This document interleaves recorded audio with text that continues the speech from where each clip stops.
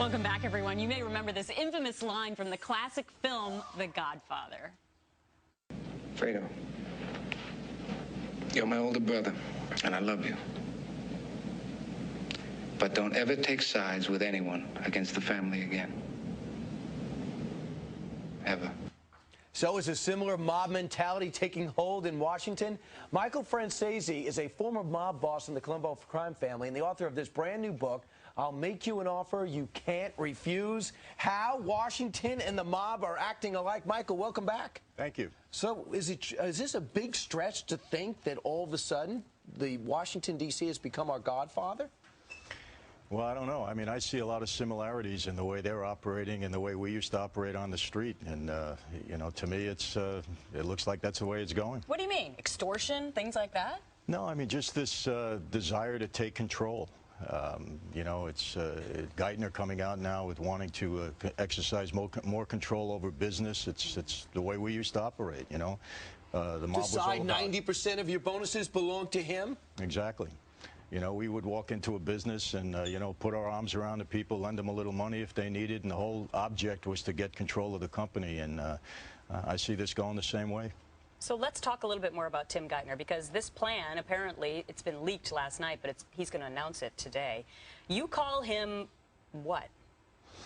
He's like an underboss to me. I mean, he's doing the work of you know, the whole family, and he's kind of the guy out front and looking to exercise control. And to me, it's scary because this is how we used to take control of things. And you know, to me, I want less government intervention in my life. Nancy Pelosi and Barney Frank play what role in the movie?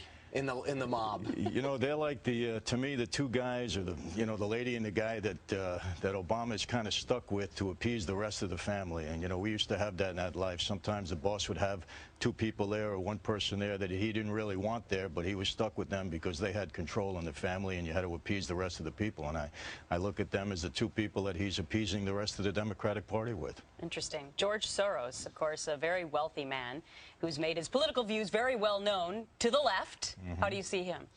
The guy in the shadows that's kind of, you know, pulling the strings on the whole party. I think this guy maintains a lot of more control than we may think. And, you know, he's got the money. He funds a lot of their groups.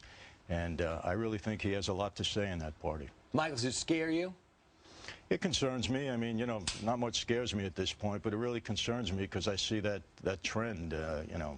He got out of the mob, Brian. So, you know, in the early 90s, you said you did fear for your life for a short period of time. So I understand that nothing scares you. And with good reason. I had, you know, my issues in walking away from that life. People were pretty upset with me about it. And so it took years to get over.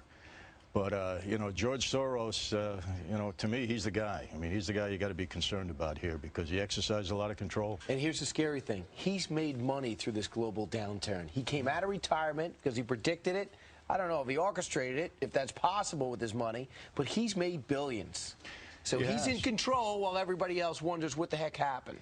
And I wonder why they associate with this guy. I mean, here, look, one thing about mob guys, you know, we were pretty patriotic. We may have been doing our thing on the streets, but we didn't like anybody messing with the country.